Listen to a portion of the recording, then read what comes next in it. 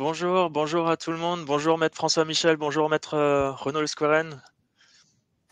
Bonjour. Bienvenue donc dans ce webinaire qui s'intitule La responsabilité juridique du dirigeant d'entreprise.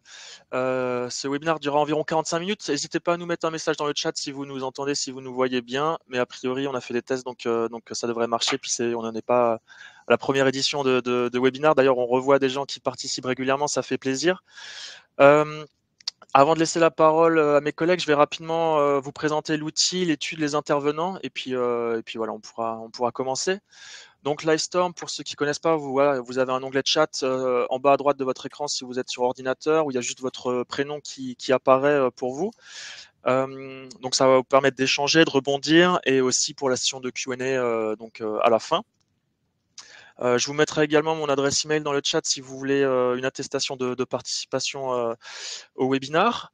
Un petit mot concernant l'étude DSM Avocat à la Cour. Donc, c'est une étude d'avocat d'affaires indépendante full service avec plus de 40 personnes, dont maître François Michel et maître Renaud Lesqueren, et dont on a une expertise reconnue dans de nombreux domaines, dont le droit commercial.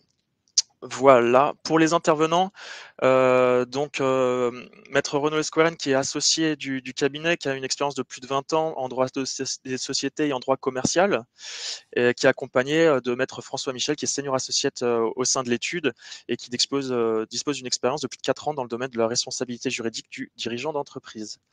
On va pouvoir commencer. Je laisse la parole donc à Renaud et je vous souhaite à toutes et à tous un très bon webinaire. Bonjour à tous. D'abord, merci pour votre nombreuse participation. La thématique du jour, c'est la responsabilité des dirigeants. Donc, c'est un sujet très vaste, vous le savez, et vous allez le voir. Les dirigeants sont confrontés à de multiples enjeux. Bien évidemment, ils doivent diriger leur entreprise, qui est l'élément premier, mais ils doivent faire ça tout en veillant à éviter les choses trappes. Et les choses trappes les plus dangereuses étant celles qui sont liées à leur responsabilité, le cas échéant personnelle, qu'elles soient civiles, pénales, fiscales. Donc, on va essayer d'aborder les différents angles de responsabilité auxquels les dirigeants peuvent être confrontés. Donc, vous avez ici les thématiques: responsabilité civile, pénale, fiscale, responsabilité du dirigeant en cas de faillite. Et on a un point qui est lié aux risques qui sont liés plus particulièrement aux entreprises en difficulté qui peuvent être reprises. Donc, on n'est pas dans une hypothèse de faillite, mais on est dans une hypothèse de transfert, soit des actions, soit des fonds de commerce, soit de certains actifs. Donc, on va aborder ce point particulier. Et le dernier point, évidemment très important, les manières, les techniques, les outils qui existent pour protéger les dirigeants face à ces risques. Alors, pour commencer, qu'est-ce qu'un dirigeant? Le dirigeant, c'est celui qui représente l'entreprise à l'égard des tiers. Et donc, selon les structures, les formes sociales, la notion de dirigeant peut représenter différentes réalités. Un commerçant peut être une personne physique qui exerce en nom propre, et donc dans ce cas-là, le commerçant aura un numéro de TVA, prendra des engagements à titre personnel, c'est-à-dire que ce qu'il vendra, ce sera du chiffre d'affaires personnel, et ce qu'il dépensera, ce sera des coûts personnels. Ce qui signifie que dans ce cas-là, il n'a pas de protection par rapport à son patrimoine privé, et donc il met tout en jeu. C'est une situation qu'on trouve principalement dans les petits commerces. Évidemment, c'est pas recommandé. Les sociétés ont été inventées pour différentes raisons, mais une des raisons, c'est de protéger justement les dirigeants et de protéger leur patrimoine social. Donc, la deuxième hypothèse la plus classique, c'est celle de la société. La société va servir de rempart entre le dirigeant et ses dettes et obligations, mais c'est pas toujours le cas. Il y a des sociétés qui sont transparentes. Par exemple, une société civile, bien là, les associés, eux, auront une responsabilité illimitée. En principe, le dirigeant sera protégé, sauf s'il est également associé. Les structures classiques, type SA, SARL, voire sociétés en commandite par action, toutes ces sociétés, eh bien, les dirigeants, en principe, ne sont pas responsables des dettes, donc du passif de la société, Et donc, il y a seulement dans certaines hypothèses que leur responsabilité personnelle pourra être engagée. Donc, qui représente la société à l'égard des tiers, ça va être les gérants, ça va être les administrateurs. Tout ça dépendra du type de société, de la forme juridique qui a été retenue. Et il faut donc lire les articles, les statuts de la société pour savoir exactement ce à quoi le dirigeant doit s'attendre. Alors, il y a l'hypothèse du dirigeant salarié. Ce sont deux liens contractuels différents qui s'appliquent en parallèle. Le dirigeant est lié à la société par ce qu'on appelle un contrat de mandat, qui est un contrat distinct, qui est défini par le code civil de manière autonome. Et puis, le salarié, lui, est également lié à la société par un contrat distinct, mais on a des hypothèses où des dirigeants peuvent également être salariés. Alors, c'est possible, mais il faut veiller pour que le contrat de travail soit effectivement considéré comme un contrat de travail. Il va falloir respecter certains critères. Le premier étant des fonctions techniques séparables. Donc, si vous avez un contrat de travail avec écrit dessus gérant de la société, administrateur de la société, eh bien, les administrations ne considéreront pas qu'il s'agit d'un véritable contrat de travail parce qu'il n'y a pas de fonctions techniques séparables. Par fonctions techniques séparables, ça pourrait être des fonctions administratives, des fonctions commerciales, des fonctions de conseil, des fonctions comptables, que sais-je. Mais il faudra définir ça de manière spécifique dans le contrat de travail. Le deuxième point, c'est l'existence d'un lien de subordination. L'hypothèse de l'associé unique dans une SARL qui est également le gérant unique et qui a un contrat de travail, ce ne sera pas reconnu comme un véritable contrat de travail parce qu'il est le seul maître à bord, il est le seul décisionnaire et à ce titre, il n'a aucun lien de subordination. Donc, veillez bien à distinguer la situation de dirigeant qui est celui qui peut engager la société, seul ou conjointement, selon des modalités définies par les statuts ou les assemblées générales, du contrat de travail qui fait que vous êtes directeur d'une entreprise, par exemple. Le directeur salarié, en tant que tel, n'est pas un dirigeant d'entreprise, sauf s'il dispose d'une délégation de pouvoir, on verra ça ultérieurement, qui pourrait faire peser sur lui certaines responsabilités complémentaires. À défaut, c'est un salarié et à ce titre, il est protégé en qualité de salarié.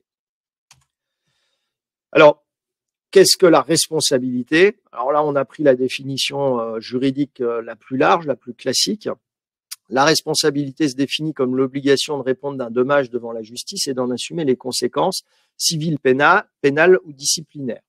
Alors, par responsabilité, on entend essentiellement deux risques. Premièrement, un risque économique, une sanction financière, qu'elle soit civile, qu'elle soit une amende pénale, mais une sanction financière qui devrait être payée par le dirigeant. Et ensuite, une sanction coercitive, une sanction pénale, qui peut être de la prison avec sursis, de la prison ferme, qui peut être des peines d'amende. Et ensuite, il y a également les potentielles sanctions administratives qui sont des sanctions financières, voire des interdictions d'exercer certaines activités pendant une durée déterminée, etc. Donc, toutes ces sanctions, c'est à ça que le dirigeant doit faire face. Alors, en tant que citoyen, la responsabilité n'est pas quelque chose qui doit nous effrayer en tant que tel, parce que en tant que citoyen, nous sommes de toute façon tous soumis à ce régime de responsabilité. La responsabilité du civil de droit commun qui pèse sur chacun d'entre nous fait que nous sommes responsables, comme indiqué dans la définition de nos actes et de leurs conséquences. Mais pour cela, il faut remplir 3 critères qui sont cumulatifs. Le premier est un fait dommageable, donc une action qui a créé un dommage. Cette action peut être une faute, mais parfois il y a des cas de responsabilité sans faute. C'est déjà une des premières subtilités. Mais dans le régime de droit commun, il faut une faute, un fait dommageable. Deuxième élément, un dommage indemnisable. Donc il faut que la faute que vous avez commise ait entraîné un dommage de manière liée. C'est le troisième point, c'est la causalité directe et certaine. Donc quand vous remplissez ces 3 éléments, vous êtes responsable et vous pouvez être condamné à indemniser le préjudice subi par la victime de ce fait dommageable. Alors, ces 3 points et la responsabilité civile remplissent des bibliothèques. Enfin, à l'époque où on était sur des bibliothèques papier, remplissaient des kilomètres de rayons, puisque ce sont des sujets très épineux, notamment le sujet de la causalité. Jusqu'à quel dommage doit-on considérer que le fait fautif et la cause. L'exemple, c'est vous faites tomber un pot de fleurs depuis votre balcon dans la rue. Il tombe devant un cycliste qui détourne son chemin. En détournant son chemin, il arrive sur la route. Une voiture, pour l'éviter, détourne son chemin, fonce dans un immeuble. L'immeuble prend feu, s'écroule et il y a 100 morts. Voilà. Jusqu'où la causalité du fait que vous ayez fait tomber ce pot de fleurs vous entraînera dans le dédommagement.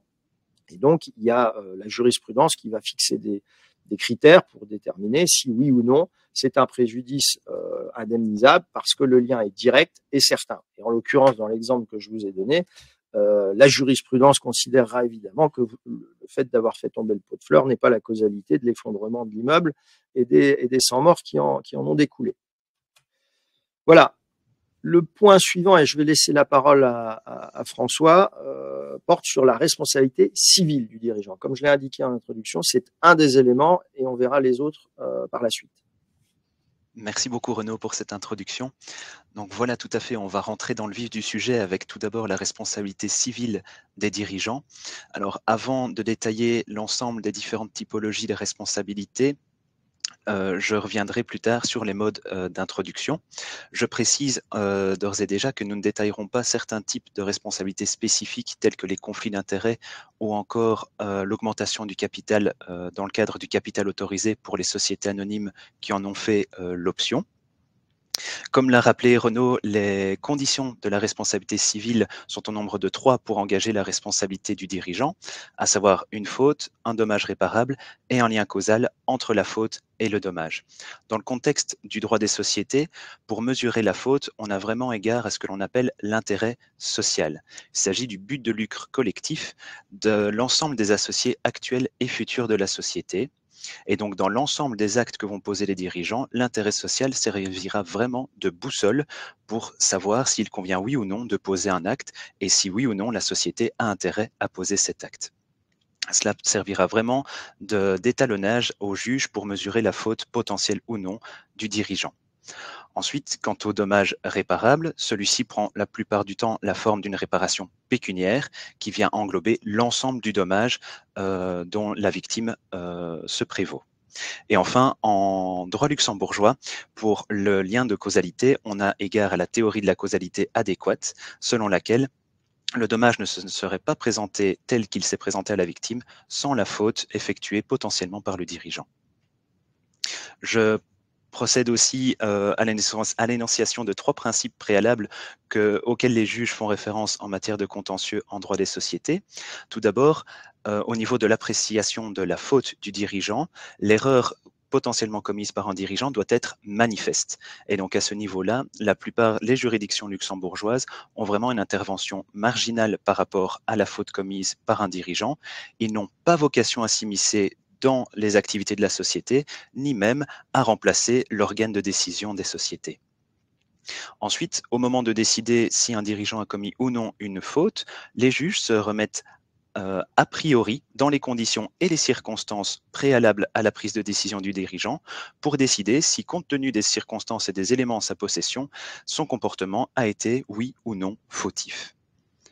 Enfin, pour l'appréciation de la faute, cela relève du pouvoir souverain d'appréciation des juges du fond, qui vont donc s'en remettre à leur appréciation pour juger de la faute, et cela concerne l'ensemble des points factuels, et donc l'ensemble des circonstances sont à prendre en considération pour juger de la faute.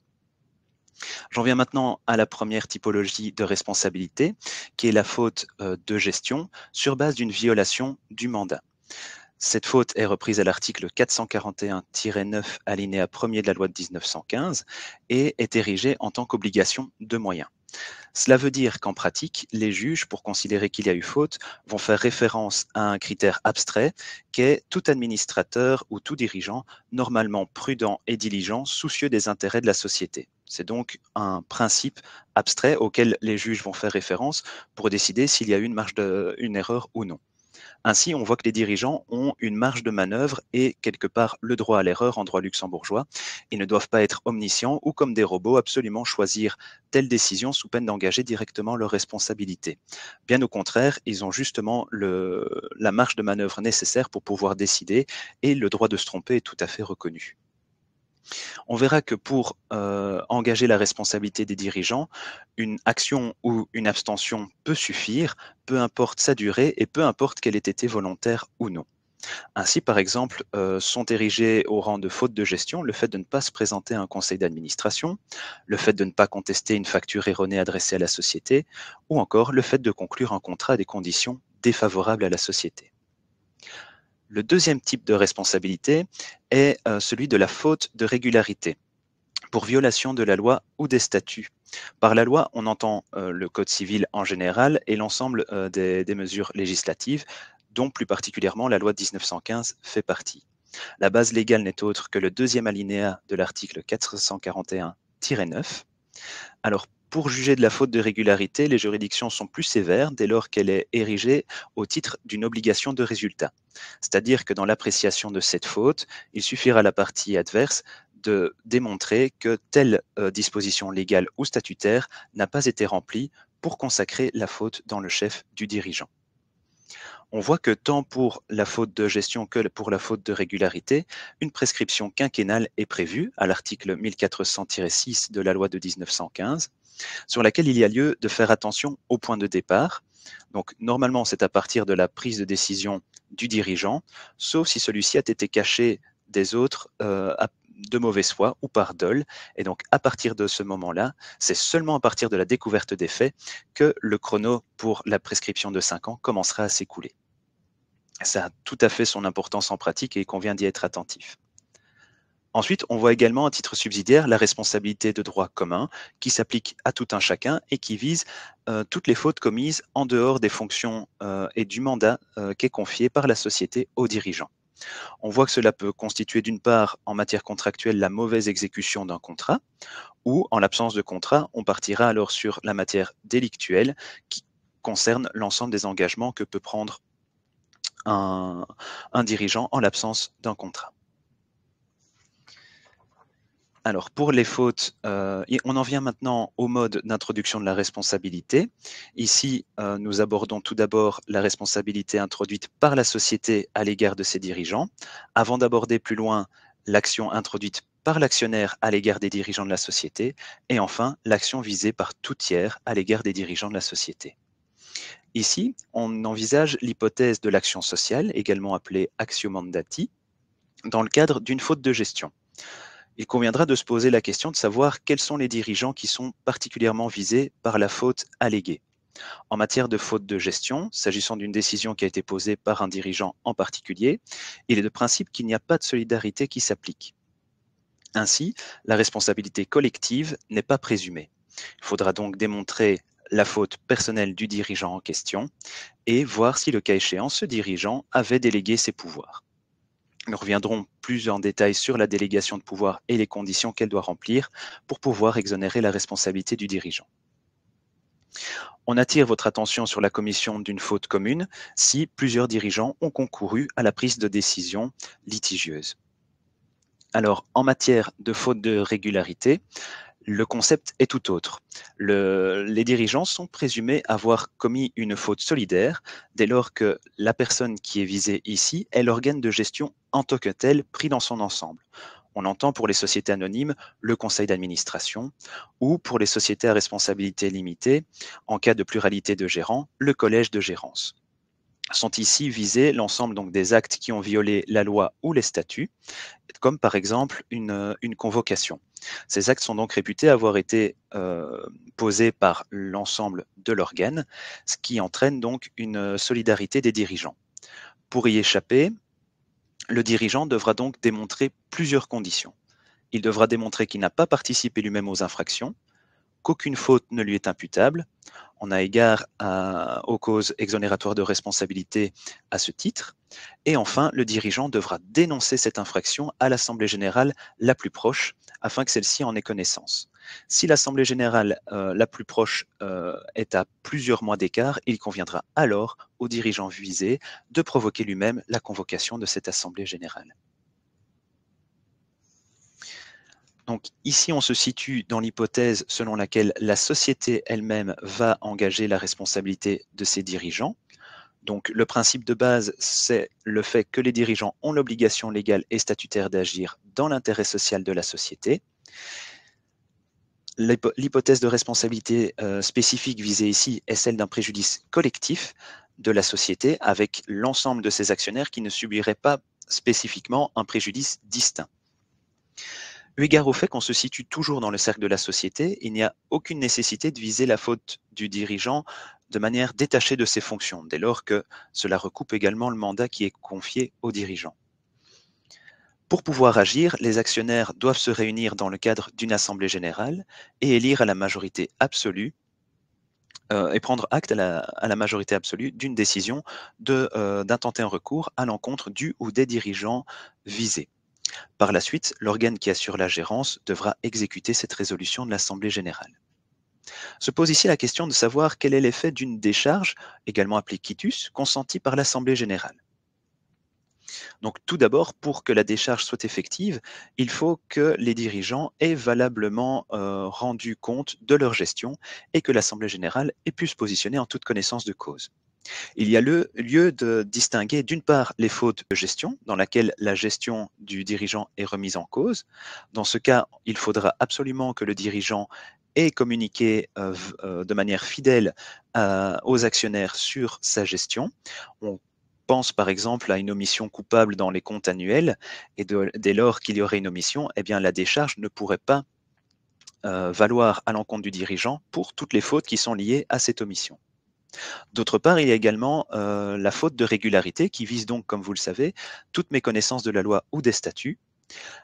Pour que la décharge soit valable à son encontre, il conviendra directement dans la convocation d'attirer l'attention sur cette irrégularité. J'attire également votre attention sur la possibilité de donner une décharge de manière différenciée à tel ou à tel gérant, même si dans la plupart des cas, la décharge est donnée à l'ensemble de l'organe en général. Enfin, et nous y reviendrons plus tard, la décharge consentie par l'Assemblée générale ne peut éteindre que l'action sociale et n'a pas d'effet envers les tiers.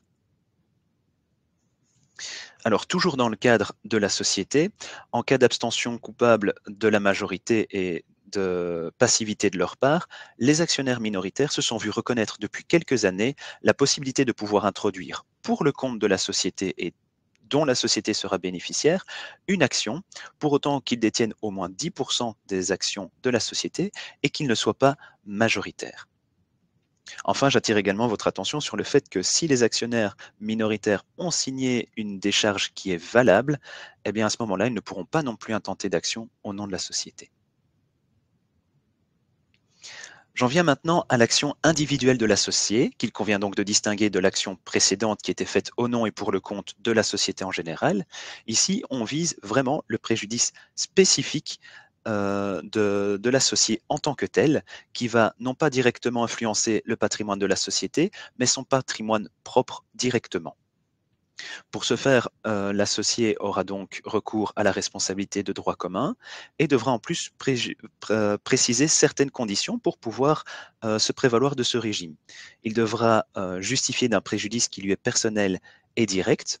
On entend par là toute exclusion au préjudice par ricochet, c'est-à-dire un préjudice qui impacterait directement le patrimoine de la société et pour lequel l'associé voudrait introduire une action eu égard au fait que suite à la diminution de valeur de la société, ces parts sociales valent moins et que cela, par ricochet, détermine donc une baisse de son propre patrimoine.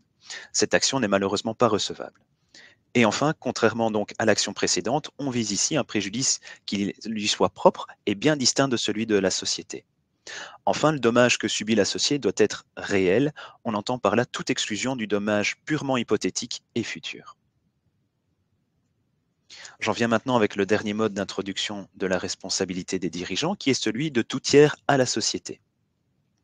Donc, pour ce faire, les tiers auront recours à la responsabilité de droit commun, avec les conditions qu'a détaillées Renaud précédemment. Dans la plupart des cas, si la société se porte bien, la responsabilité des dirigeants sera toujours recherchée à titre subsidiaire, parce que les tiers auront à cœur d'aller directement puiser auprès de la société qu'ils jugeront plus solvable. Le préjudice dont les tiers peuvent se prévaloir à l'égard des dirigeants ne doit pas être corrélé à celui de la société et doit vraiment être distinct de celui qu'il reproche à la société en tant que telle. Alors, pour établir la condition de la faute, pour engager la responsabilité d'un dirigeant, les tiers pourront tout de même se baser sur les fautes de régularité et sur les fautes de gestion. Ainsi, les fautes de régularité pour violation de la loi et des statuts.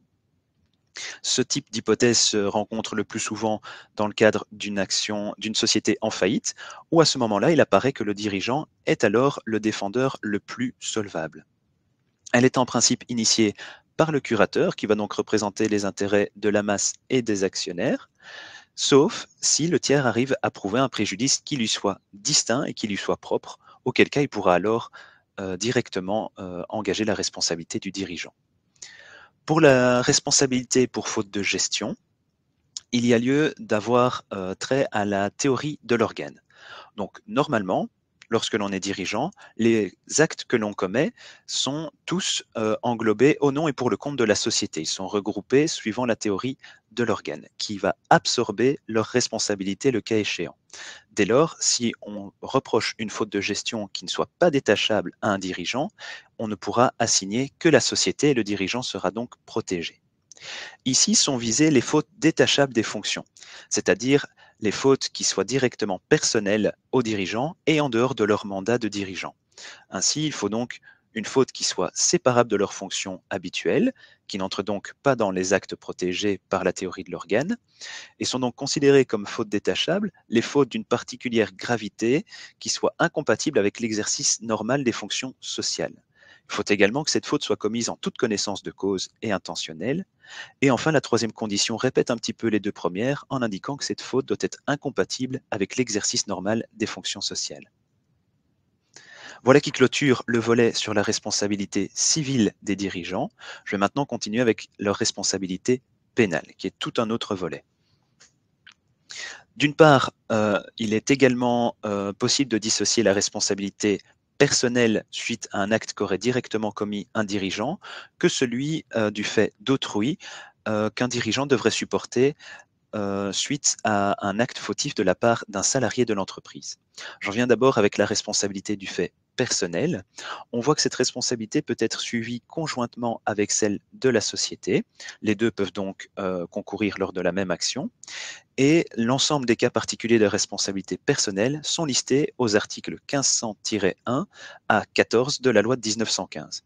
J'en cite certains qui sont les plus récurrents, comme par exemple l'usurpation de la qualité d'un actionnaire pour voter lors d'une assemblée générale, le défaut de soumission pour approbation d'assemblée générale des comptes annuels, ou encore le défaut de convocation d'une assemblée générale suite à une requête de la part des actionnaires. Sont également repris l'escroquerie ou encore l'abus de biens sociaux que je vais détailler juste après. Quant à la responsabilité du fait d'autrui, cette dernière s'explique par le fait que la faute dans la négligence de la surveillance des employés peut être reprochée aux dirigeants. Ainsi, en cas de faute d'un employé, la responsabilité pénale du dirigeant pourra être suivie si l'infraction commise par un préposé est donc en lien avec l'entreprise, on parle donc d'un salarié de l'entreprise, et si la faute est imputable au dirigeant, c'est-à-dire qu'elle se rattache au cadre de ses compétences et dont il doit répondre envers la société. Alors, nous en venons maintenant à l'abus de biens sociaux. Donc, il s'agit de l'usage de biens ou du crédit de la société par un dirigeant, qui constitue donc une perte ou un manque à gagner dans le chef de l'entreprise, qui soit contraire à l'intérêt social de l'entreprise, afin d'en tirer un avantage personnel dans le chef du dirigeant, ce qui ne peut intervenir qu'en toute mauvaise foi et en parfaite connaissance de cause. On songera par exemple à l'exemple suivant lequel un dirigeant aurait acheté des montres de luxe avec le compte bancaire de la société et les aurait gardées pour son usage propre à son domicile pour ensuite les revendre et en tirer un bénéfice. On voit donc ici qu'il s'agit d'un usage du crédit de la société eu égard au fait que les sommes ont été ponctionnées depuis le compte bancaire de la société, dont le dirigeant avait parfaitement connaissance, afin d'en tirer un avantage personnel, puisque seulement lui y avait accès et pouvait les porter, en plus d'en tirer un produit lors de la vente. Cette infraction reprend une peine d'emprisonnement d'1 à 5 ans de prison, ainsi qu'une amende pouvant aller de 500 à 25 000 euros. Alors, bonne nouvelle, elle est seulement prescrite après 5 ans, mais j'attire néanmoins votre attention sur le fait que ces 5 ans commencent à courir uniquement à partir de la découverte des faits. Effectivement, dans la plupart des cas d'abus de biens sociaux, personne n'en fait la grande publicité, et donc ce n'est que bien plus tard, bien après l'infraction, que l'on se rend compte de la fraude, et qu'à ce moment-là, le délai commence à courir. Enfin, notamment, je rebondis par rapport à la responsabilité pour fait d'autrui. Il y a moyen pour un dirigeant de s'en exonérer en cas de délégation de pouvoir. Alors, cette dernière doit remplir les critères suivants. Elle doit être donnée à un salarié qui a la compétence requise pour exercer les pouvoirs délégués. On entend par là un salarié qui a déjà en charge et qui est déjà responsable de la supervision d'autres salariés, comme par exemple un cadre. Cette délégation doit en plus être spéciale. Un dirigeant ne saurait s'exonérer en transmettant d'un bloc l'ensemble de ses responsabilités. Il doit vraiment sélectionner telle ou telle tâche en particulier qu'il souhaite déléguer. Et enfin, cette délégation doit également s'accompagner concrètement des pouvoirs matériels, disciplinaires et financiers nécessaires à son exercice effectif. Dès lors, eu égard à une délégation qui remplisse l'ensemble de ces critères, on verra que non seulement ces pouvoirs ont été transmis, mais en plus les responsabilités qui s'y rattachent, ce qui fait que le dirigeant pourra donc valablement s'exonérer de ses responsabilités. Alors, pour l'ensemble des infractions reprises aux articles 1500-1 à 14 de la loi de 1915, vous verrez que selon les infractions visées, des amendes sont prévues, voire même respectivement des peines d'emprisonnement. Comme je l'ai indiqué au début, la responsabilité pénale du dirigeant est souvent poursuivie conjointement à celle de la société, qui voit désormais leur responsabilité pénale ouverte. Ainsi, différentes peines peuvent également être encourues par la société qui vont de l'amende jusqu'à la dissolution de la personne morale concernée, ce qui est une mesure particulièrement difficile. Nous allons maintenant aborder la responsabilité fiscale du dirigeant, qui est un autre volet sur lequel je laisse Renaud intervenir.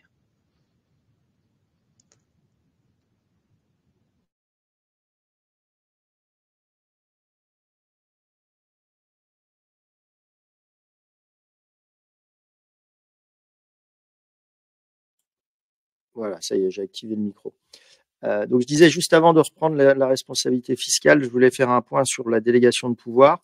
On voit souvent des dirigeants qui, de par le volume de leur occupation, délèguent dans les faits la direction de toute ou partie d'une entreprise ou certaines activités spécifiques à des salariés, sans délégation de pouvoir écrite, de sorte que même s'ils ne savent pas réellement ce qui se passe dedans dans ces secteurs au quotidien, ils supportent pleinement et entièrement la responsabilité civile et pénale de ce qui se passe.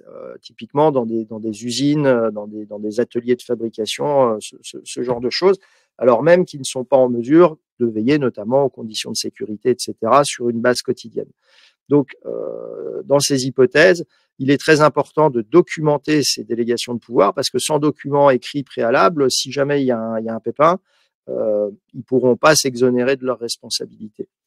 Donc, côté dirigeant, c'est important. Ensuite, ceux qui bénéficient, ceux qui reçoivent ces délégations de pouvoir, bien évidemment, ça veut dire qu'ils encourent la responsabilité et à ce titre, ils doivent bénéficier des moyens d'action pour corriger le tir si jamais ils constatent qu'il y a des choses qui ne fonctionnent pas. Et l'exemple type étant la sécurité dans un atelier ou dans une entreprise.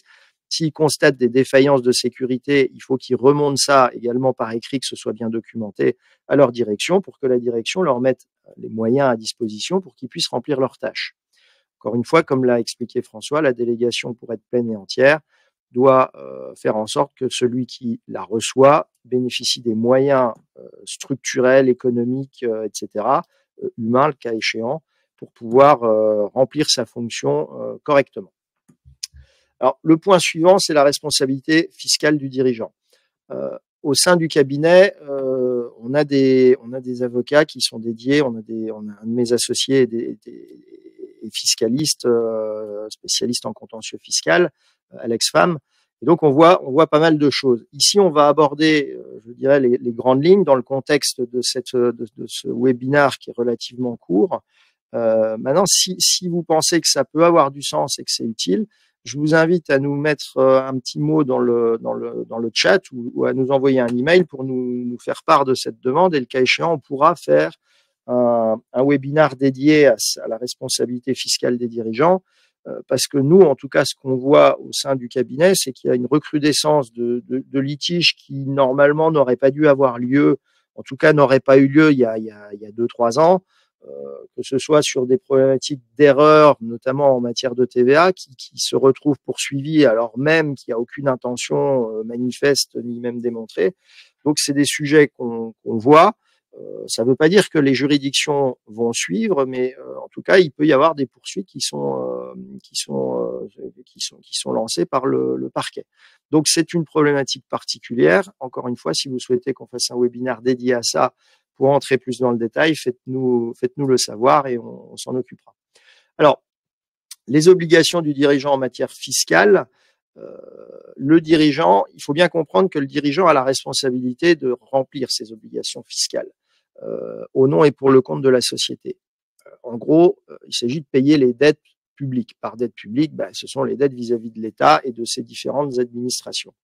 Il y a un régime particulier par rapport à ça. Vous pensez bien que l'État et le Parlement, dans sa grande sagesse, préservent ses intérêts de manière très solide. Et donc, ce régime particulier, c'est une responsabilité personnelle et solidaire à l'égard de l'administration pour les dettes de la société. Là où un créancier commercial ou civil n'a pas d'action directe contre le dirigeant en dehors des cas que François vient de démontrer, et donc qui, en l'absence d'une faute de dirigeant, ne permettent pas à ce créancier de poursuivre le dirigeant, eh bien, l'État a prévu dans les textes une responsabilité personnelle et solidaire. Heureusement, on va voir qu'elle est cadrée de manière très stricte et que systématiquement, le défaut de payer une dette publique n'entraîne pas une poursuite et une obligation de payer pour le dirigeant, fort heureusement. Comment ça fonctionne en pratique? Eh bien, le dirigeant recevra soit à son adresse professionnelle, soit à son adresse privée, un bulletin d'appel en garantie. Et ce qu'il faut savoir, c'est que ce bulletin d'appel en garantie, par effet de la loi, est considéré comme un titre exécutoire, donc l'équivalent d'un jugement qui aurait été rendu. On a des recours contre ce bulletin, mais on n'a pas besoin de passer devant un premier juge pour pouvoir ensuite considérer que c'est une exécution.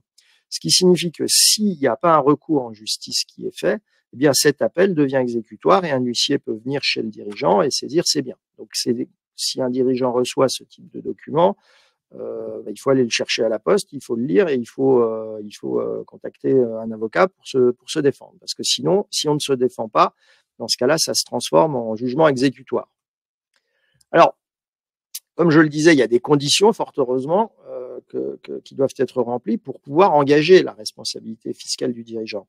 Regardez bien à l'esprit que ces conditions ne sont pas toujours remplies au moment de l'émission du bulletin. C'est-à-dire que celui qui va contrôler si l'administration a raison ou non de poursuivre le dirigeant, c'est-à-dire si les éléments constitutifs de la faute et donc qui entraînent la responsabilité du dirigeant sont remplis, c'est le juge administratif. Donc, qu'est-ce qu'il va contrôler? Ces deux points. Le premier, non-respect des obligations fiscales. Donc ça, c'est factuel, c'est très simple à constater. Est-ce que le dirigeant qui a encaissé de la TVA l'a reversé à l'administration? Est-ce que le dirigeant qui a des salariés a bien payé ses charges sociales?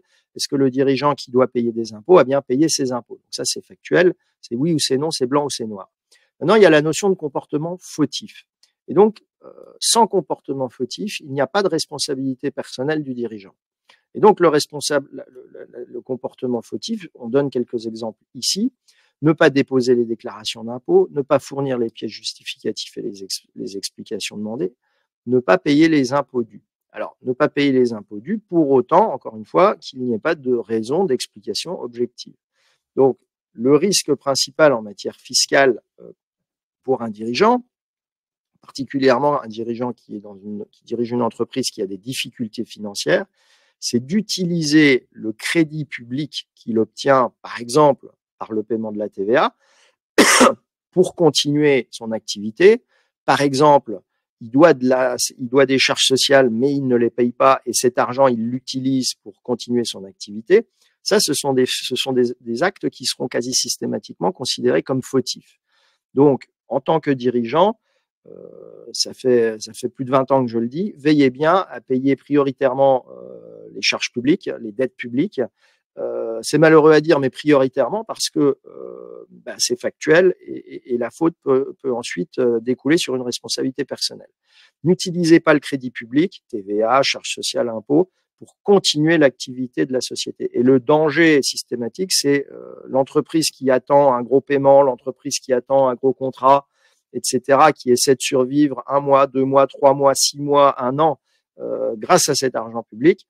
Eh bien, elle augmente le trou, si vous voulez, le passif de la société, avec 2 conséquences. La première, c'est ce risque de responsabilité fiscale directe, mais la deuxième, en cas de faillite, et on y viendra dans quelques minutes, c'est une deuxième action en comblement de passif qui pourrait tomber sur le dirigeant. Donc c'est quelque chose qu'il faut absolument éviter de faire. Alors, j'en profite aussi pour dire qu'en janvier, on fait un webinaire sur la gestion des impayés, et donc ça pourra vous intéresser. Je vous partagerai le lien à la suite de ce webinaire. Merci Max. Alors, responsabilité du dirigeant en cas de faillite. Alors, la faillite, c'est un événement malheureux qui peut arriver à toute entreprise et qui peut arriver à tout dirigeant. Je cite souvent cet exemple, mais les ordinateurs Dell de l'entreprise Dell, qui aujourd'hui sont un peu moins connus, mais qui dans les années 90 et 2000 étaient un des leaders mondiaux avec plusieurs dizaines de milliards de dollars de chiffre d'affaires, il y a le fondateur de cette société, avant de créer cette société, avait 6 faillites à son actif aux États-Unis. Et alors, la faillite peut venir de plein de situations, une entreprise qui ne rencontre pas son marché, un marché qui est complètement gelé, des difficultés complètement extrinsèques à l'entreprise, l'augmentation du coût de l'énergie, etc. Donc, il peut y avoir des hypothèses où une faillite, ma foi, n'a rien à voir avec la bonne gestion, les compétences ou même la vision à moyen et long terme de ses dirigeants et de ses actionnaires. Donc, c'est quelque chose qu'un dirigeant doit comprendre et doit avoir dans son analyse. Maintenant, quand on est face à une situation de difficulté économique, le dirigeant doit se protéger. Il doit faire en sorte de ne pas aggraver la situation de l'entreprise elle-même par un problème qui maintenant serait un problème personnel qui viendrait sur ses épaules.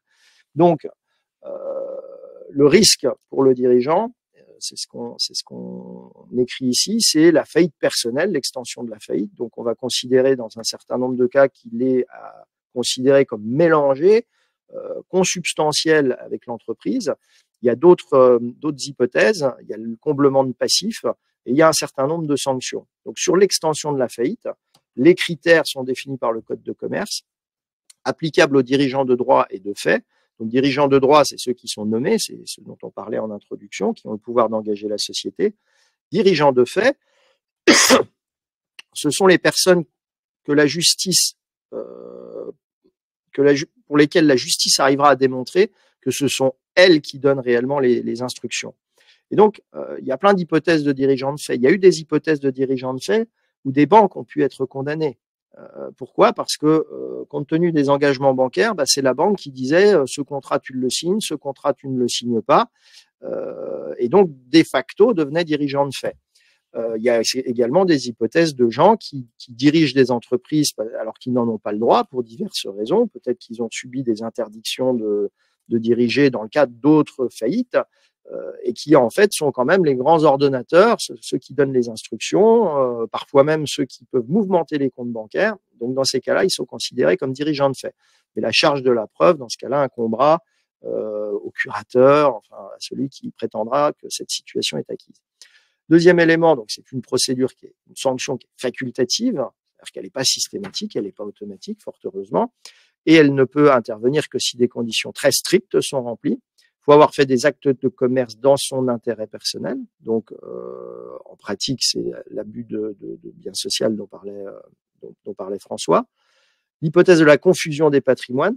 À partir du moment où les liens et les échanges financiers économiques sont tellement liés, tellement mélangés qu'il n'est plus vraiment possible de les séparer les uns des autres, eh bien, on va procéder à une confusion des patrimoines. parce que le dirigeant considérait que la société était l'équivalent de son compte privé et inversement. À ce moment-là, il peut y avoir une extension de faillite. Et ensuite, dernier critère, la poursuite abusive d'une exploitation déficitaire. C'est ce que je vous expliquais il y a quelques secondes. Dans l'attente d'un grand contrat, on va continuer à creuser le trou, on va garder ses salariés. Et dans mon expérience, les dirigeants qui font ça ont souvent agi de bonne foi, vraiment en essayant de sauver ce qui pouvait l'être. C'est pas ce qu'il faut faire. C'est vraiment pas ce qu'il faut faire. Il faut avoir la lucidité de dire bon ben maintenant c'est les conditions légales d'une faillite sont remplies. Je vais déposer le bilan. Je vais faire aveu de faillite au greffe, le cas échéant, parce que sinon j'ai un risque personnel. Donc depuis la loi récente d'août 23, il y a des hypothèses où les cautions à titre gratuit peuvent contester. Donc les cautions, en l'occurrence, bien souvent, notamment dans les PME, les prêts bancaires sont cautionnés à titre personnel par les dirigeants, par les associés, parce que sinon ils n'ont pas de crédit bancaire. Et donc dans ces hypothèses, le fait d'avoir une SARL qui protégera l'actionnaire de tout comblement de passif des dettes, parce que c'est une société opaque, par ce système de caution, fait qu'il pourra néanmoins voir son patrimoine privé touché. Bon, depuis cette réforme récente sur les entreprises en difficulté, eh bien, il est possible de contester l'exécution de la caution, ce qui est une très bonne nouvelle pour les dirigeants, un peu moins bonne pour les banques, parce qu'en général, c'est elles qui bénéficient de ces cautions. Deuxième chose qu'on voit quand même plus souvent que les extensions de faillite et les faillites personnelles, c'est le comblement de passifs. Alors, le comblement de passifs, encore défini par le Code de commerce, faute grave et caractérisée, et à ce moment-là, le dirigeant peut être condamné à combler tout ou partie du passif de la société. Donc, dans ce cas-là, elle doit être initiée par le curateur, donc celui qui va gérer la société après la faillite, après le prononcé de la faillite par le tribunal. Appréciation in abstracto et a priori de la faute, c'est-à-dire que ici, le tribunal qui va être saisi de déterminer si oui ou non la faute est suffisamment grave et suffisamment caractérisée, va se placer, et je rejoins ce que disait François, au moment des faits et pas au moment de la décision, et doit envisager non pas les conséquences qui sont arrivées, mais les conséquences qui étaient envisageables au moment de cette décision. Donc, c'est pas ce qui se passe, c'est parce qu'une fois qu'on a le schéma, on sait ce qui s'est passé, on sait qu'il y a un problème. Mais est-ce qu'au moment où le dirigeant a pris la décision, il devait légitimement considérer que ce dommage était inévitable, ou est-ce qu'il pouvait prendre cette décision en considérant qu'il y avait un gain? En gros, la problématique est la suivante. C'est le général qui part en guerre. On doit se déterminer si au moment où il est parti en guerre, il avait des chances de gagner ou pas. Et on ne doit pas se placer sur le résultat de la guerre. Il a perdu, donc c'était évident qu'il allait perdre dès le départ. C'est un peu ça la difficulté de l'exercice. Donc il faut qu'il y ait un lien de causalité. Et ensuite, les juges vont déterminer le montant du dommage. Alors la manière dont ils vont le déterminer, en général, c'est qu'ils vont chercher à déterminer le moment où il aurait fallu déposer le bilan, donc le moment de la cessation de paiement. Et ensuite, ils vont considérer que tout le passif postérieur à ce moment aurait pu être évité. Et donc, tout ce passif postérieur qui aurait pu être évité est la cause directe de la faute du dirigeant qui n'aurait pas déposé fait aveu de faillite. Et donc, c'est ce montant-là qui pourrait, le cas échéant, être imputé, imposé aux dirigeants à titre personnel. Dans ces hypothèses, évidemment, le quitus n'est pas opposable au curateur. Je reviens en 2 mots sur le quitus. C'est une sécurité indispensable pour les dirigeants parce que c'est la preuve de la confiance des actionnaires envers eux. Mais d'un point de vue juridique, en dehors de cet aspect de confiance, d'un point de vue juridique, c'est une protection qui est très, très modeste. Elle ne couvre pas ce qui n'est pas explicitement connu des actionnaires. Et elle n'est pas opposable au tiers, et elle n'est pas opposable non plus donc au curateur qui, en l'espèce, est considéré comme un tiers. Et donc, cette action, à qui bénéficie-t-elle? Ces paiements, s'ils interviennent, à qui bénéficient-ils? Eh bien, à la société elle-même. Donc, c'est le curateur qui va encaisser ces fonds et qui va ensuite les répartir entre les différents créanciers de la société. Alors, il y a aussi d'autres sanctions qui peuvent être dirigées dans le cadre d'une faillite contre les dirigeants. Il y a des interdictions d'exercer. certaines activités. En général, c'est de l'activité de commerçant. Enfin, c'est très très large. Ça peut être pour une période limitée, ça peut être 1 an, 5 ans en général, on voit 5 ans, mais ça peut être aussi définitif dans les cas les plus graves. Dans ce cas-là, le curateur fait la demande au procureur d'État. C'est 3 ans à compter de la faillite, donc la prescription est néanmoins relativement longue. Et donc les durées oui, contrairement à ce que je dis, ça peut pas être indéfini, mais ça peut aller jusqu'à 20 ans, ce qui, dans la vie d'un commerçant, la rend quasiment indéfini. Et il y a également des sanctions pénales en cas de banqueroute, donc banqueroute simple ou banqueroute frauduleuse, selon la gravité des faits qui sont reprochés. Et tout ça, évidemment, sera publié au registre du commerce. Alors, le point suivant sur les risques liés à la reprise des entreprises en difficulté. Alors, là, l'idée, c'est de vous rendre attentif à ce qui... parce qu'une entreprise en difficulté peut avoir des clients, peut avoir des actifs intéressants, peut être une cible intéressante pour un partenaire, pour un concurrent, soit pour reprendre des parts de marché, soit parce que il y a du chiffre d'affaires à réaliser, soit parce qu'il y a du personnel qualifié à reprendre, etc. Il peut y avoir plein de raisons de souhaiter reprendre une entreprise en difficulté. La reprise d'entreprise peut se faire de différentes manières également. Ça peut être une reprise des actions, ça peut être une reprise du fonds de commerce ou ça peut être une reprise de certains actifs uniquement. Alors, le risque, quand on travaille sur la reprise d'une entreprise, si vous reprenez les actions, donc si vous reprenez l'entreprise dans sa globalité, eh bien, ça veut dire que vous n'avez pas apuré la situation du passif. Donc, vous reprenez les dettes. La société a des dettes, vous reprenez la société, vous gardez ces dettes. Ce qui signifie pour les dirigeants, les nouveaux dirigeants, qui doivent également, ils ont cette obligation de faire aveu de faillite si la société est toujours en état de cessation de paiement. Donc, en d'autres termes, n'envisagez de reprendre une société que si vous avez un plan efficace pour couvrir l'intégralité du passif et pas une partie seulement. Ça peut être une renégociation avec les créanciers, ça peut être des fonds, ça peut être des fonds nouveaux qui vont arriver, mais il faut que vous ayez une solution pour couvrir 100% du passif et pas uniquement 30% ou 40%, parce que sinon vous allez probablement investir du temps, probablement investir de l'argent, et vous aurez néanmoins l'obligation de déposer le bilan. Alors, veillez bien aux dettes publiques, on l'a déjà expliqué, j'y reviens pas. Les nouveaux dirigeants en termes de responsabilité, eh bien, étant donné qu'ils n'ont participé à rien puisqu'ils n'étaient pas dirigeants sur la période antérieure, n'ont pas de responsabilité, donc ils n'ont pas de risque particulier.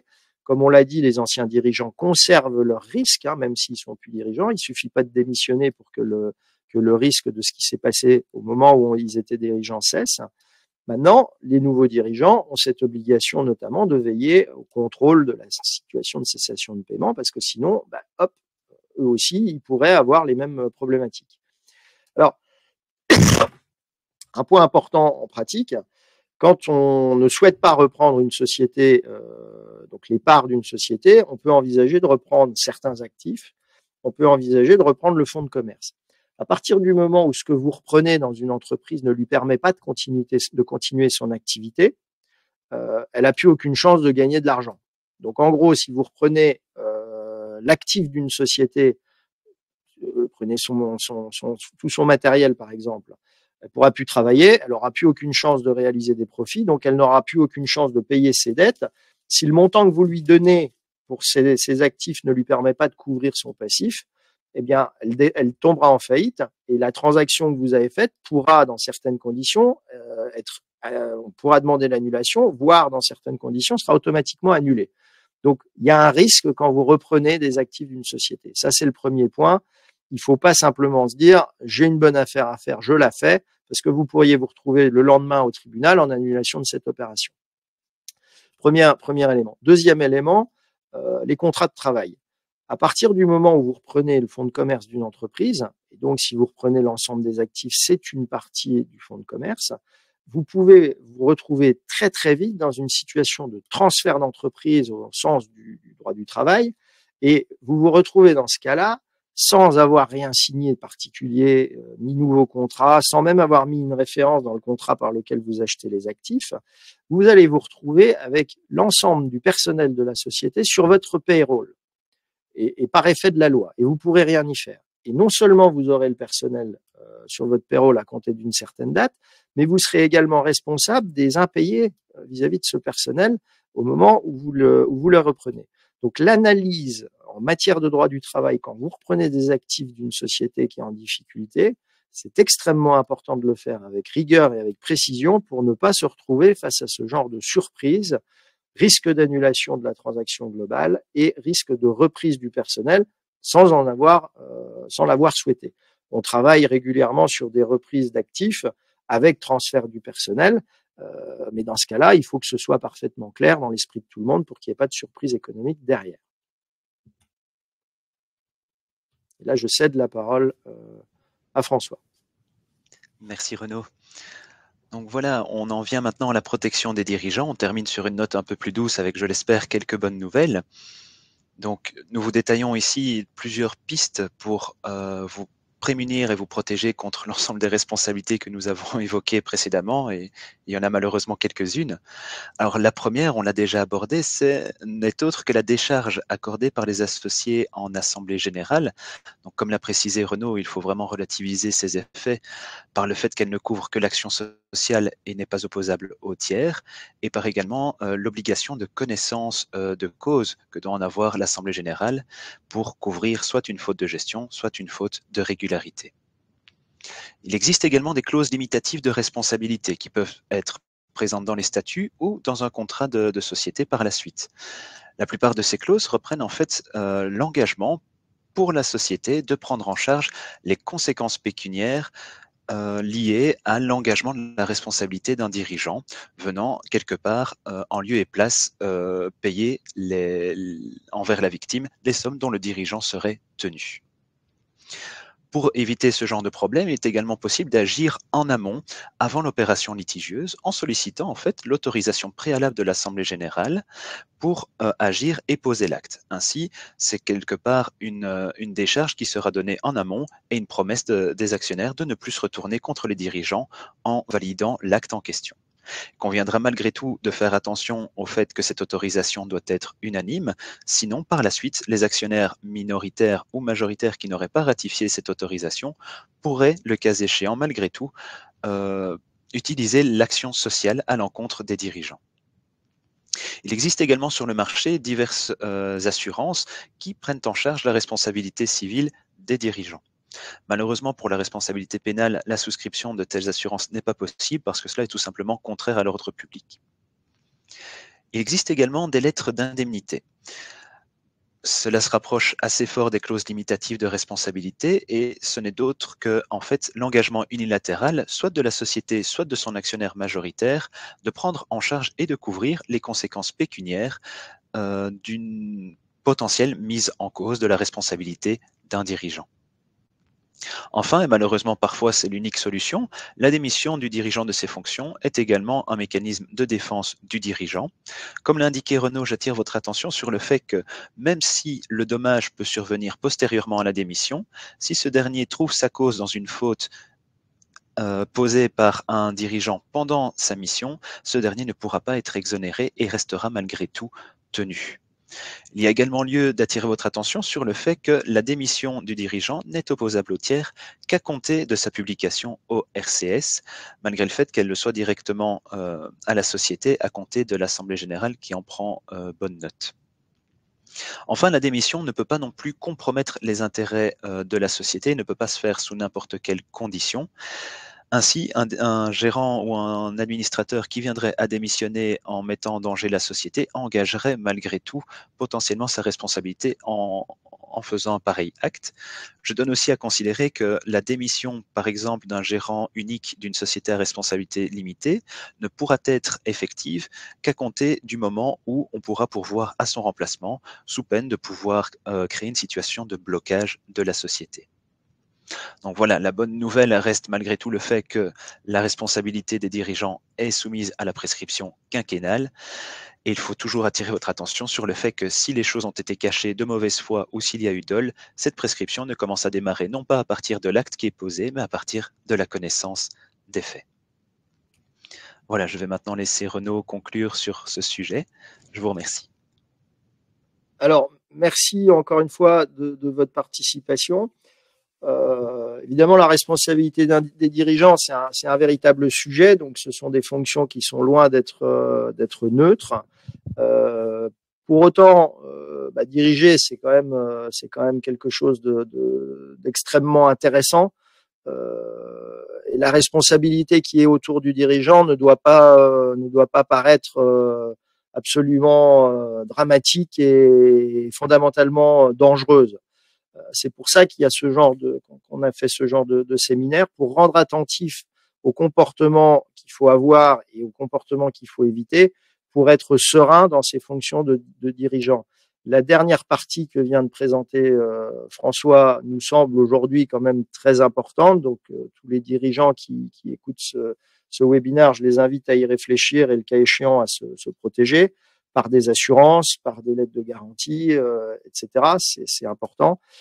Les délégations de pouvoir, sont également des choses importantes. Maintenant, il y a des hypothèses où la responsabilité des dirigeants est engagée.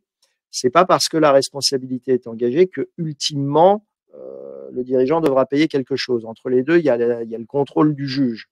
Et il y a beaucoup de décisions qui ont été prises par certaines administrations de mise en cause de dirigeants qui sont régulièrement annulées par les juridictions. Donc voilà, si vous êtes confronté à ça, il y a des recours, mais essayez le plus tôt possible dans votre réflexion déjà de connaître les principes qu'on vient d'énoncer, d'y penser, de les avoir à l'esprit pour éviter des situations qui bien souvent n'interviennent que parce que au moment où les choix ont été faits, les dirigeants ne connaissaient pas certaines règles. Donc veillez à bien vous former, veillez à bien vous entourer. Être dirigeant, c'est une fonction passionnante qui évidemment, comme plein de choses passionnantes, font naître certains risques, mais on peut s'en protéger. Ça ne doit pas devenir quelque chose d'absolument effrayant. Voilà. Merci beaucoup. Je vois qu'il n'y a pas de questions spécifiques dans le chat. Je vois qu'on nous a demandé donc de regarder pour un webinaire sur la responsabilité fiscale. Donc on va regarder ça en interne pour 2024. Si vous avez des questions de quelque ordre que ce soit, voilà, on est là. N'hésitez pas à nous contacter. On sera ravis de vous répondre, même par téléphone, le cas échéant. Merci beaucoup. Merci à tous. Au revoir. Merci, au revoir. Merci, au revoir.